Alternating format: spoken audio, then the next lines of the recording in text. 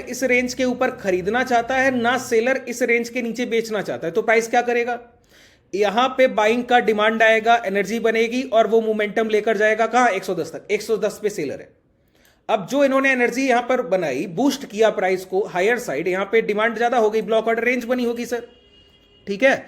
तो प्राइस क्या कर रहा है? हायर डायरेक्शन मोमेंटम कर रहा है और 110 तक चल कर गया, तो वहां पर सेलर्स है। अब सेलर्स की अपनी एनर्जी है, किसकी? सप्लाई ऑर्डर्स की। उनका एक ब्लॉक ऑर्डर वहां पर 110 के पास है। अब प्राइस इसको टच करेगा तो नीचे आएगा। तो प्राइस ने क्या किया? एक रेंज को बना लिया। क्यों? सेलर और बायर के बीच में एक मेजर डिफरेंस है, तो प्राइस कभी बड़ा मोमेंटम कर पाएगा क्या? नहीं कर पाएगा। क्यों? बायर और सेलर के बीच में जो डिफरेंस है वो इंपैक्ट ऑफ डिमांड आएगा, उसको रेजिस्टेंस के पास खत्म कर देगा। जो इंपैक्ट ऑफ सप्लाई आएगा सप्लायर का, वो डिमांड के पास खत्म हो जाएगा। तो 100 रुपए पे खरीदारी हुई, डिमांड ऑर्डर बने और 110 के पास प्राइस का मोमेंटम पहुंचते पहुंचते बिल्कुल न्यूट्रल हो जाएगा। 110 से सप्लाई आई, 100 रुपए के आसपास प्राइस पहुंचते पहुंचते बिल्कुल न्यूट्रल हो जाएगा। यही रिसेंट टाइम फ्रेम पर अगर आप लोग बैंक निफ्टी का चार्ट देखें तो जो पिछले महीने का प्राइस एक्शन है वो आपको यही बता रहा है। देखिए मैं आपको दिखाऊं, कोई भी daily time frame, hourly, 2 hourly, जो आप लगा लीजिए।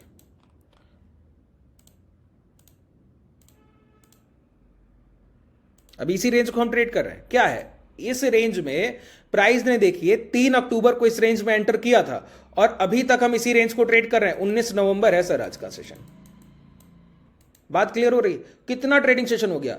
1 महीना 20 दिन लगभग। ट्रेडिंग सेशंस तो 2-2 दिन निकाल दीजिए वीकली, तो लगभग आपको मान लीजिए कि 35 से 40 ट्रेडिंग सेशन मिले, ठीक है। तो 40 ट्रेडिंग सेशन और 1 महीने 20 दिन के आसपास प्राइस एक रेंज को ट्रेड कर रहा है। क्यों?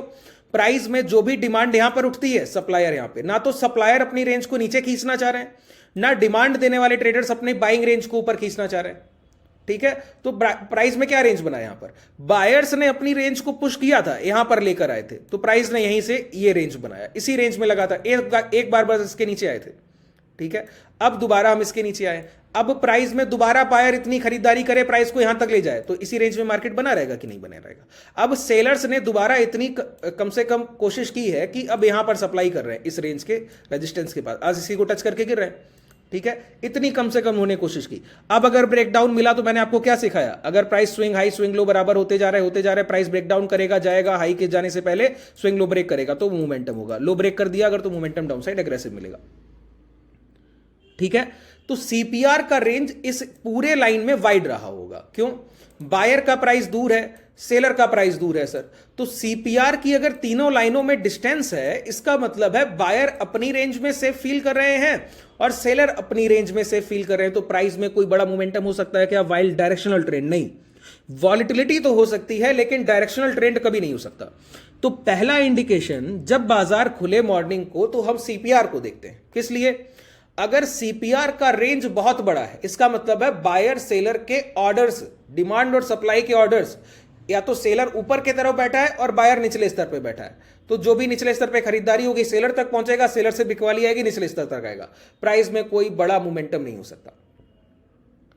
अगर बाजार 9:15 पर ओपन हुआ और आपने सीपीआर इंडिकेटर को प्लॉट किया और प्लॉट करने के बाद आपने देखा कि सीपीआर का रेंज नैरो है या वाइड, ठीक है, तो वहीं पर आपको पता लगेगा कि सीपीआर कैसे काम कर रहा है सर। बात क्लियर हो रही? और सीपीआर का रेंज अगर वाइड हुआ तो आप समझ लीजिए कि आज का इंट्राडे मार्केट वॉलेटाइल हो सकता है, डायरेक्शनल मोमेंटम नहीं करेगा।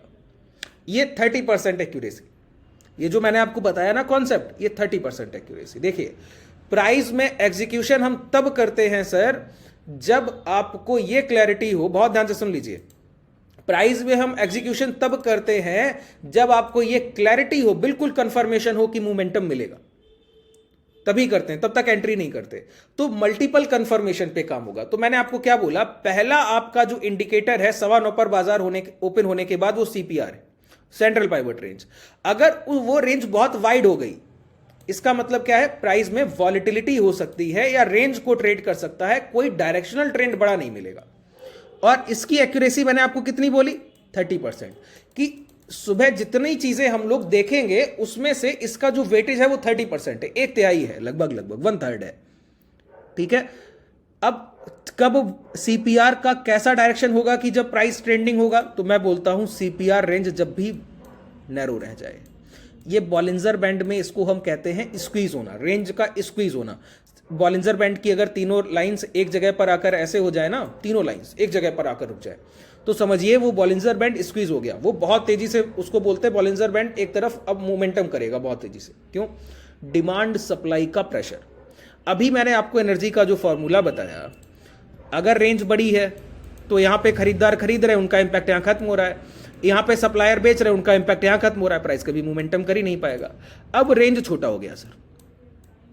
अब पिछले दिन क्या हुआ, प्राइस ने कोई बड़ा मोमेंटम किया ही नहीं, एक रेंज को ट्रेड करता रहा, तो OHLC में बड़ा डिफरेंस नहीं रहा। अगला सेशन भी ऐसा ही निकल गया, ऐसे 2 से 3 सेशन निकल गए कि प्राइस ने कोई बड़ा मोमेंटम किया नहीं। तो पिछले 3 एवरेज ट्रेडिंग सेशन का जो आपका औसत आने वाला है वो पिछले सेशन का होगा। क्या होगा?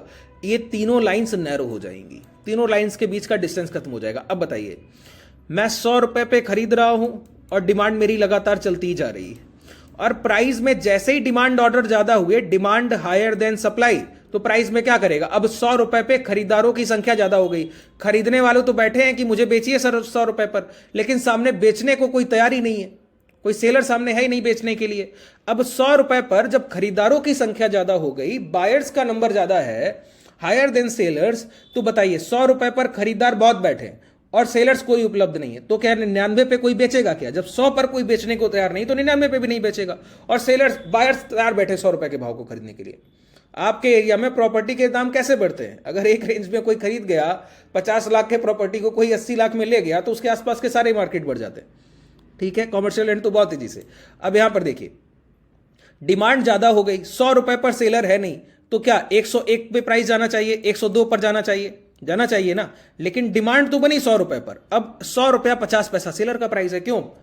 CPR का रेंज नैरो है, वही बायर का एवरेज प्राइस है, उसी के पास सेलर का एवरेज प्राइस है।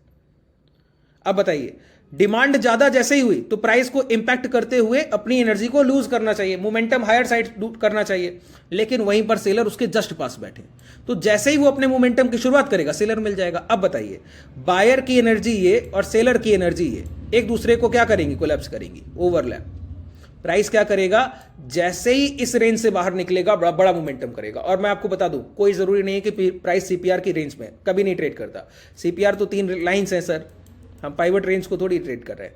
ठीक है, तो प्राइस हमेशा इसके नीचे रहेगा या ऊपर, और CPR अगर नैरो है तो ये समझ लीजिए कि ब्लॉक ऑर्डर कहीं भी बड़ा बनेगा और वहां से कोई ट्रेंडिंग मार्केट कभी भी आ सकता है, कभी भी डायरेक्शनल वन साइडेड ट्रेंड कभी भी मिल सकता है। अब एक बात बताइए, मैं आपसे पूछता हूं, अभी ट्रेंड आपका डाउन साइड है, प्राइस ने एक ब्रेकडाउन किया, ब्रेकडाउन के बाद रिटेस्ट कर रहा है, और कल के सेशन या आज के सेशन में आपको CPR नैरो दिख जाता है।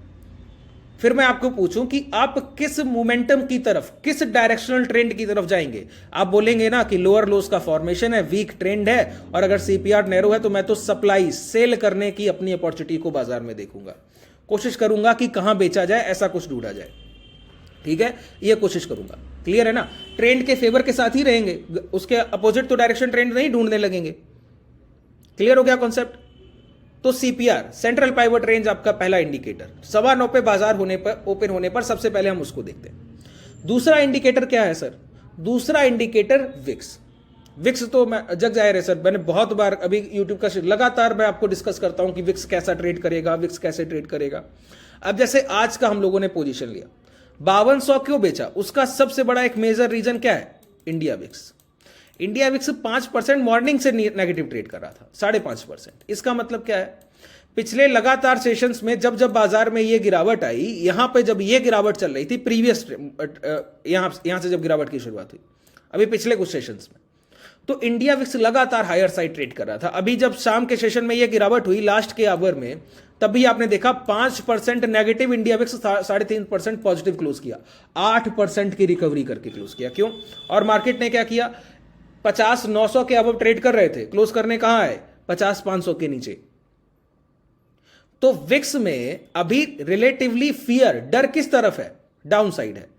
अब प्राइस में कभी भी ट्रेंड के फेवर में कोई मोमेंटम मिलेगा तो विक्स को तो हायर डायरेक्शन मूव करना ही पड़ेगा। बाजार में जब डर निचले स्तर पर है, गिरावट का डर है और गिरावट होने की कभी भी गुंजाइश बढ़ेगी, तो विक्स क्या होगा? पॉजिटिव ट्रेड करेगा।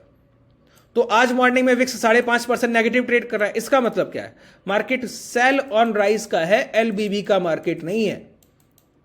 दोनों में डिफरेंस समझ लीजिए। सेल ऑन राइज का मतलब है कि प्राइस अपने नियर बाई रेजिस्टेंस एरिया पहुंचेगा, वहां शॉर्ट करने पर मुनाफा मिलेगा क्योंकि वीक स्ट्रक्चर है। और प्राइस अपने रेजिस्टेंस एरिया के पास पहुंचेगा कैसे? रेजिस्टेंस के पास प्राइस कैसे चल के जाता है? किसी डिमांड एरिया से चल के ही पहुंचता है ना, रेजिस्टेंस के पास मोमेंटम करके ही पहुंचता है। तो हमारे लिए रेजिस्टेंस एरिया क्या थे बताइए? हमारे लिए ये पूरा रेंज एक रेजिस्टेंस एरिया था। कल के सेशन में भी हम लोगों ने इस चीज को वहां पर, ये पूरा रेंज क्या है, ये पूरा रेजिस्टेंस एरिया। 5 मिनट के टाइम फ्रेम पर आ जाइए। 51,000 का साइकोलॉजिकल लेवल, ये सारी चीजें, ये स्विंग है, ये सब तो हम लोगों ने डिस्कस कर रखा है। ठीक है, तो प्राइस में क्या है? प्राइस चलकर जा रहा है कहां? Near by high, near by resistance, और यहां पे प्राइस ओपन होता है और 5% नेगेटिव विक्स है। इसका मतलब क्या है?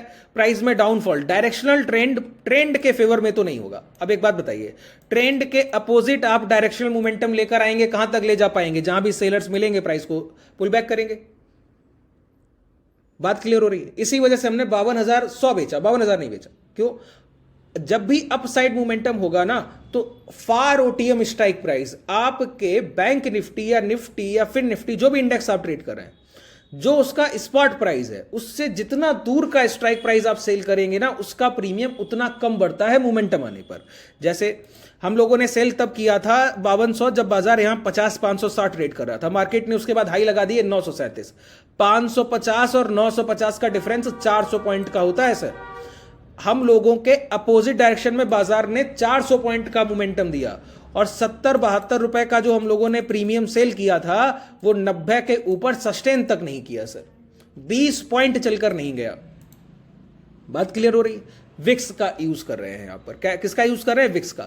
अगर यही विक्स इंट्राडे में 3% पॉजिटिव खुलता, 2% पॉजिटिव खुलता और सस्टेन करता, या फिर 5% नेगेटिव ओपन हुआ था, रिकवरी करता, पॉजिटिव आ जाता, और प्राइस क्या करता? अपने ये previous day low, swing low break करता, तो हम 52,000 नहीं शॉर्ट करते ना, 52,100, तो हम शॉर्ट करते 51,800, 51,700। क्यों? एग्रेसिव शॉर्ट सेलिंग करेंगे। एक इंट्राडे का गैप अप विक्स कभी भी मोमेंटम लेकर नहीं आता है। इंट्राडे में राइडिंग विक्स मोमेंटम लेकर आता है। राइडिंग विक्स मोमेंटम लेकर आता है। राइडिंग विक्स का मतलब क्या है? राइडिंग विक्स का मतलब है सर कि विक्स 1%, 2%, 3%, 4% ऐसे चल कर जाना चाहिए, ना कि गैप अप कर देना चाहिए। कल के सेशन में गैप अप हुआ था, 8% के आसपास गैप अप हुआ था। इसी वजह से पूरा सेशन कंसोलिडेट कर गया।